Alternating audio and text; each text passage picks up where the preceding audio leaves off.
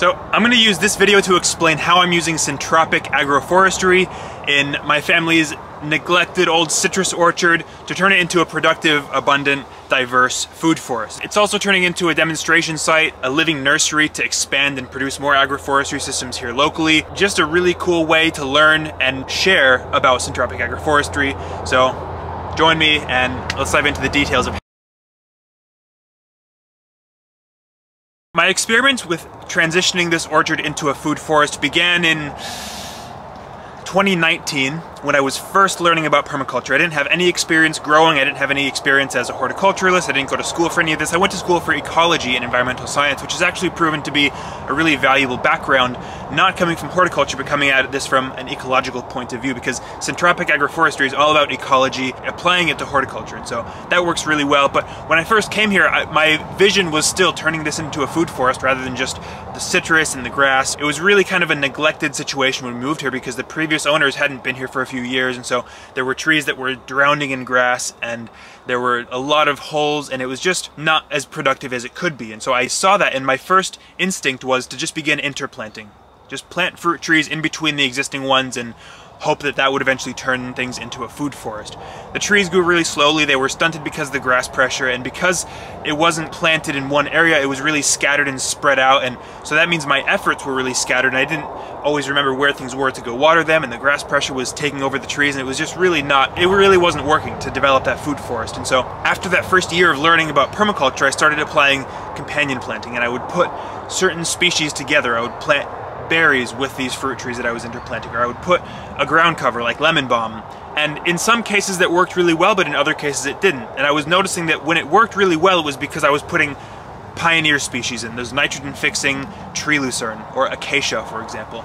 And if I wasn't including those, even the companion planting wasn't making a huge difference to the overall health and ease of management for the fruit trees. That early succession ecology wasn't there to help move past that initial grass stage. That's where I really began that syntropic journey, where I started learning about the importance of those early succession pioneer species like Mexican sunflower, bonnegrass, eucalyptus, acacia, and so that's when I really started applying that here. And what that looked like, the first iteration of that was a single row, and that's actually this one right here behind me. You can see, I'll show you some drone footage of what that looked like, but it was actually really funny because when it first got planted, it looked like just a single row of vegetables, right? Because there was tomatoes, there was pumpkins, corn, squash, and beans, and all these early succession vegetables, just a whole row of them surrounded in grass and other isolated fruit trees.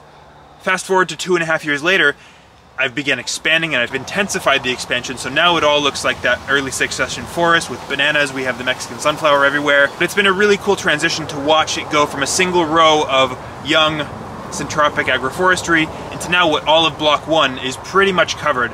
And I'm looking at block 2 next year, which again, block 2 looks like how block 1 looked 2.5 years ago. Very empty, very open, and kind of lifeless. When you're walking around, it doesn't feel like it has that energy or has that life to it as compared to when you're walking around in this young forest ecosystem. So obviously Syntropic agroforestry can mean a few different things, especially because it has so many different flavors depending on the context.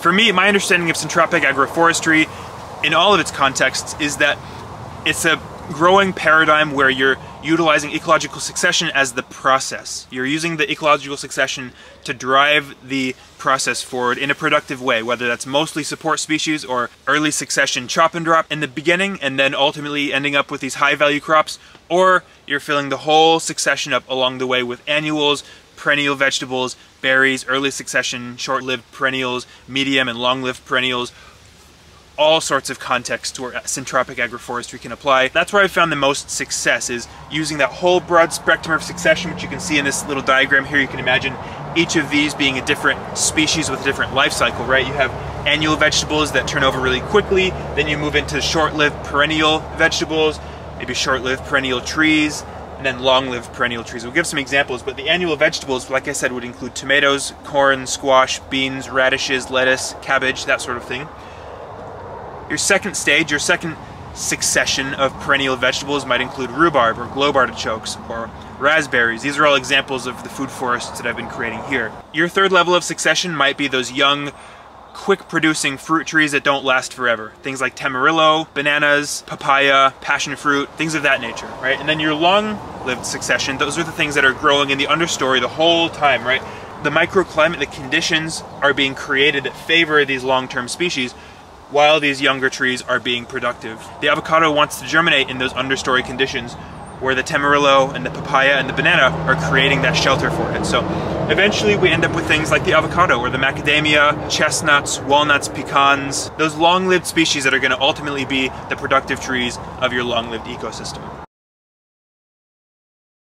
But the key part isn't just in those edible species. The key is also having those support species and the layout and the organization of the organic material and how you're managing those support species. Most of those key support species I mentioned before, Mexican sunflower, bonnegrass, eucalyptus, acacia, those are kind of the main ones, along with tree lucerne, Queensland arrowroot.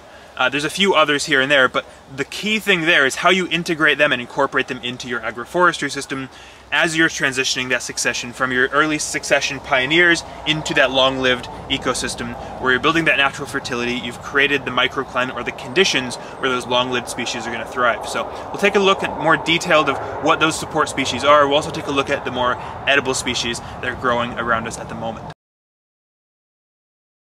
So I've got a list of the edible species that I'm using. Obviously I'm using a huge variety of them, but these are some of the ones that I'm really kind of focusing on as potential crops. And that's the way I'm doing this, is I'm going really high diversity to see what works well here, because I'm still in the first few years, I'm still in the early stages, and I'm still in that process of figuring out what works well for the conditions, the management, and how I want to move forward. I don't want to put all my eggs into one basket, so rather going really high diversity at the start, and then kind of narrowing down as I go through and learn more, make better observations, and see what works well for me here. So this is just a list of all the species that I'm kind of at this stage focusing on still, and seeing, again, what works well and what doesn't. We've got a lot of different banana varieties, multiple different raspberry varieties, as many fig varieties as I can find, a bunch of different papayas. We've got the mountain papaya, the babaco, the Rainbow Valley cross, the oak leaf papaya. We've got the red papaya, all kinds of papaya. We've got multiple tamarillo varieties. We've got multiple mulberry varieties, the black, the plum, red, white, all sorts. Love mulberries. We've got multiple guavas, the cherry guava, tropical guava. Again, as many varieties as I can find. And that's the key thing here, is I'm collecting as many different varieties as I'm able to source. And I'll make sure to share how I'm sourcing a lot of this plant material, because that's a huge part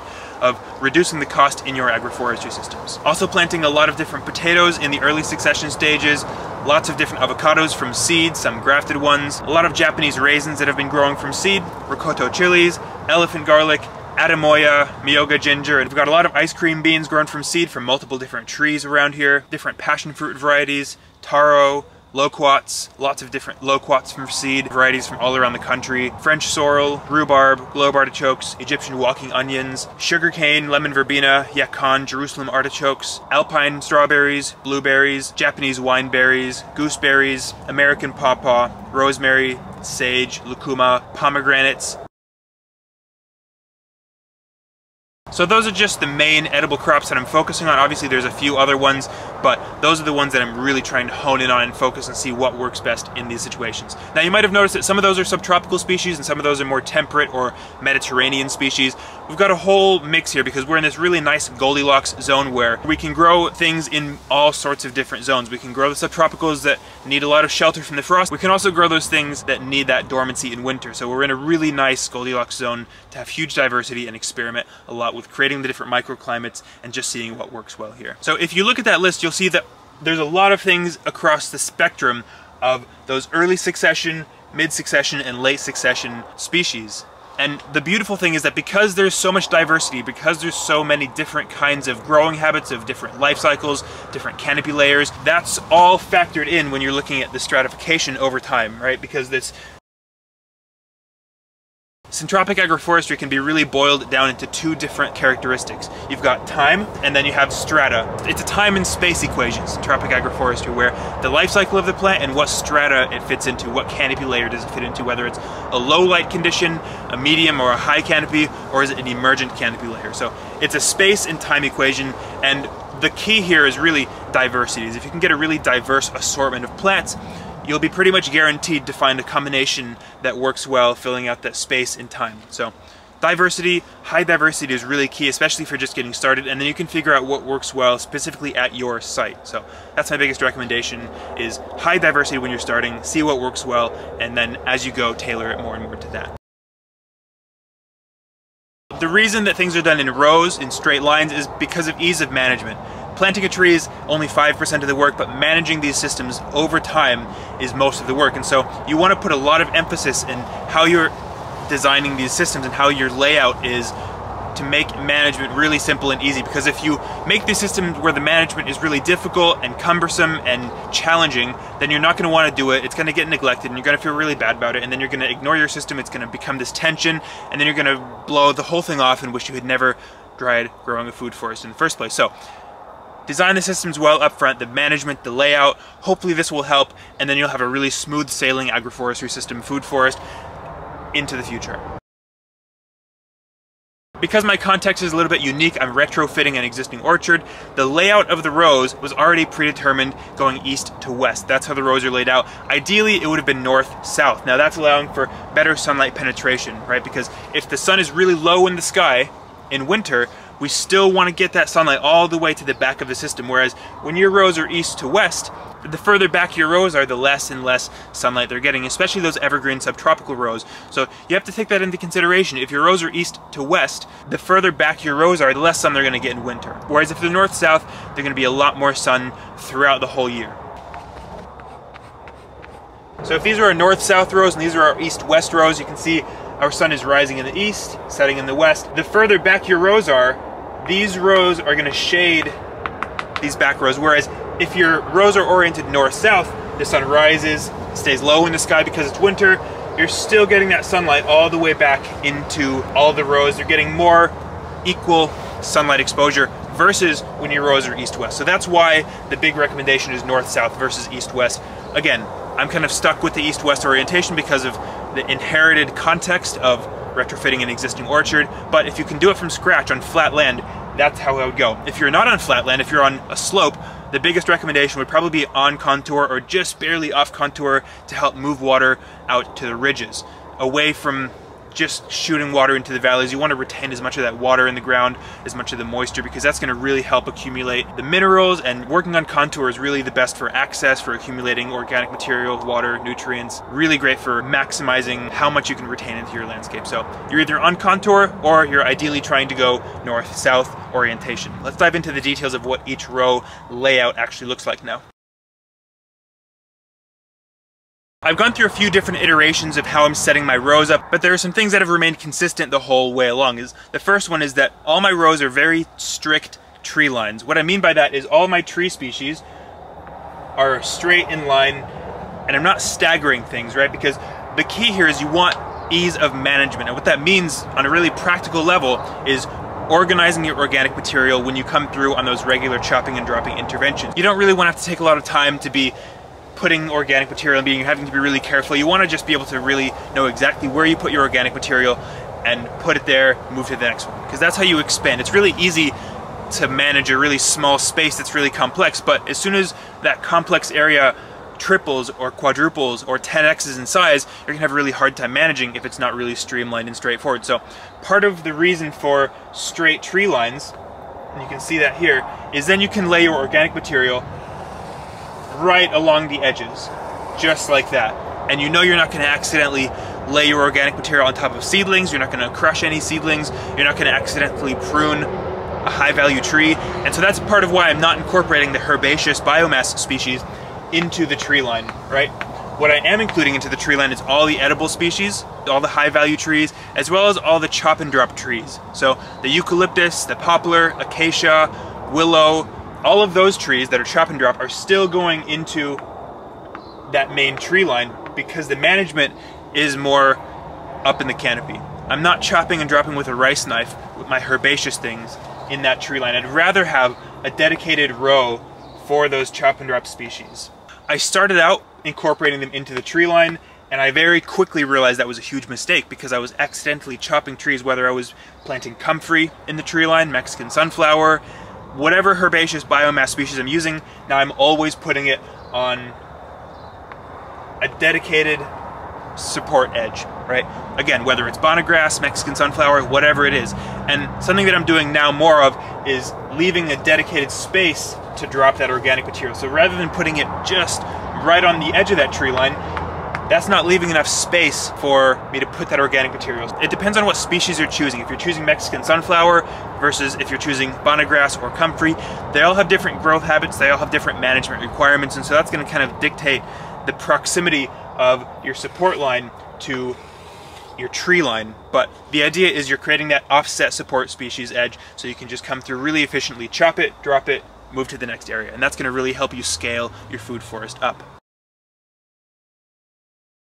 So when I'm planting my tree line originally, I'm putting as many tree seeds in as possible, and I'm putting more tree seeds in than I'm gonna want ultimately there to be existing in 10, 15 years. Like if I have good access to macadamia seeds or pecan seeds or cherimoya seeds, for example, I'll put as many of them as I can into a single row to allow for as many to come up, and I can be really picky and selective with which ones I choose to keep and which ones I choose not to keep. And I'm really selecting for those vigorous, high quality trees with good genetics. If some fruit early, that's fantastic, but I'm playing that genetic lottery. I'm rolling as many dice as possible rather than just putting 2 seeds in and hoping that those are going to be the winners. So, for example, if I have a selection of trees, maybe we'll start with our macadamias. I'm putting a macadamia in every 2 meters. And then I also have guava seeds or seedlings. I'll put a guava in every 2 meters. And I have an ice cream bean seed. Cool, I'll put an ice cream bean seed in every few meters. And maybe I have some loquat seeds. So I'll put a loquat seed in every few meters. And you can see how this pattern plays out over time is that your tree lines just become absolutely packed. Now, you include that with all your species, your whole succession, annual vegetables, perennial vegetables, berries, short-lived perennial trees, all the way up to long-lived trees. Your tree line becomes really, really packed and really dense, and you can include a combination of seeds, cuttings, seedlings, whatever it's going to take. But the more you can put in there, the more you'll be able to be selective and choose for high-quality genetics, good growing habits, and just the right density, rather than just putting all your hopes and dreams into 2 seeds and just crossing your fingers and praying those are the 2 winners. Get as many seeds as you can to put into your agroforestry system, and then what you're doing is then I'll plant an entire line of, say, bonnegrass, and I'll plant those on both sides of the tree line at, say, 50 centimeter intervals, right? And that's going to provide a good amount of shelter. That's going to provide a fantastic amount of biomass in the first few months while the woodier tree species in the tree line are still kind of establishing and allowing themselves to produce that organic material. That's going to create a really nice, high density, productive food forest system. The key thing here is emphasis on the early production of organic material. That's one of the things that I messed up on in my early food forests, is I just did not include enough organic material, and so the whole system suffered as a result. I would rather focus on having a really fantastic amount of organic material production, and then I can fill in with the edible species later, rather than spending a bunch of money on some nice edible species, a really diverse consortium, but not having enough organic material. So prioritize your early succession biomass, your chop and drop species, and then focus on adding your tree seeds, your high value trees in once you have enough organic material production happening. It's always better to start with the early succession, building your soil, building the nice conditions, rather than starting with expensive fruit trees and then realizing, oh shit, I don't have enough organic material to support this system.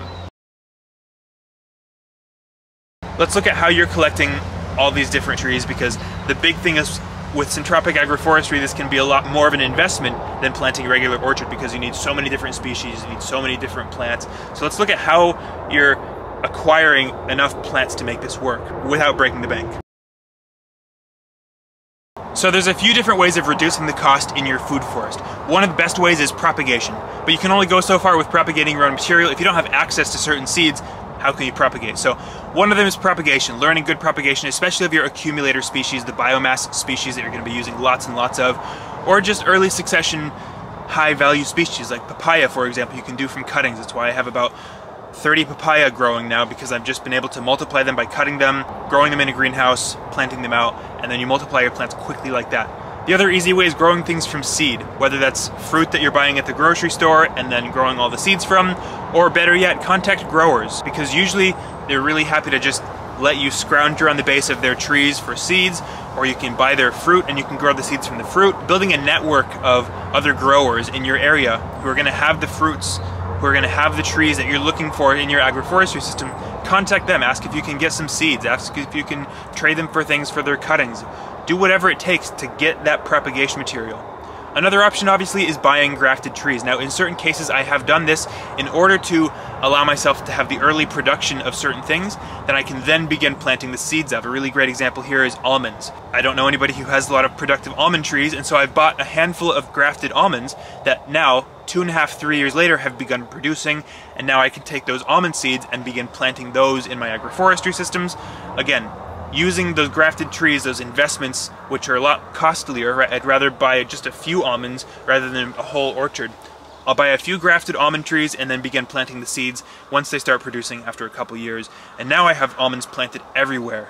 That's the third key. So propagation, get your skills up, build your network of other growers, and buy some grafted trees, buy certain trees that you can't grow, and then figure out how to quickly replicate, multiply, and divide them. Whether, again, it's root divisions for some things, cuttings, air layering from seed, whatever it takes, but learn your propagation skills. That's one of the best ways to reduce the cost in your food forest, is just figure out how to propagate things. That's really the key for expanding your food forest at a lower budget, rather than just spending outrageous amounts of money. I can't even, I'd be scared to think of how much money this whole food forest would cost if I had to buy every single species, every single individual plant from a nursery. That would be ridiculous and way out of reach. So that's part of it, is making these food forests accessible. The best way is just contacting other growers, knowing where certain fruit trees are, collecting seeds, and designing your systems to plant the seeds into them. Because remember, if you have that straight tree line, you can always plant seeds into your tree line. And you're going to know where they come up, and you're going to know that because they're coming up there, don't chop it. Whereas if you have these higgledy-piggledy all over the place food forest systems where you just have things coming up randomly, you might accidentally step on a young seedling if you just try and push them in. You might accidentally chop it down when you're doing some chopping and dropping. So the value of having a straight tree line is that you can always reliably know where to put your seeds and know that they're going to come up. That's the other benefit and really important point on strict tree lines. So hopefully that was valuable. We'll take a little bit of a look around and just see kind of where things are at 2.5 years into this food forest evolution, from grassland and some struggling deserted trees to now what is, you know, a series of, some areas are 2.5 years old, like this area I'm in right here. This area is 2.5 years old. Then we've got areas that are 1 year old, and then areas that are just 5 months old. So, and each year, because I'm becoming more competent, because I'm becoming more aware, and I have a better understanding of the dynamics of these certain species and what their management looks like and the timing of everything and how to best and most efficiently install and manage them, I'm able to expand more and more every single year, which is really exciting. So that's one of my biggest pieces of advice, is take bite-sized steps. Start small, figure things out, and then the next year you can maybe double that size. And the year after that, maybe you can double it again. And so eventually you get to this point where things feel really manageable doing them at a bigger scale. But when you start out, man, you just want to make small mistakes as quickly as possible so that you can figure out what to do next. You can figure out how to iterate on that. And there's endless iterations of ways you can kind of continuously improve on your system. So even these systems that I've put in 5 months ago, now going into next year, where I have plans to expand into block 2, because remember, block 1 is pretty much almost full now. And so now block 2 is what I'm looking at next in terms of continuing to expand these agroforestry systems. I'm now going to be changing. Even from 5 months ago, I have different design considerations and different approaches and different ideas for installing there. So go bite-size, start slow, and continually graduate up. And the best thing about that too is that you don't have to make crazy investments on the plant material side of things, because that allows you to propagate, that allows you to slowly build that critical mass of plant material that's going to allow you, it's going to facilitate your expansion. Rather than just having to buy tons and tons and tons of material for these massive installs, you've just sunk a ton of money in, you've made big mistakes at a big scale, versus going slow, starting off, doing your own propagation, learning, iterating, and then you look back 3 years later and you've converted a whole block into epic food forest. So get out there, we'll go check some stuff out, and hopefully that was interesting and valuable. Otherwise, check in soon. Let me know what you thought. Leave a comment, leave a like, subscribe, and see you real soon.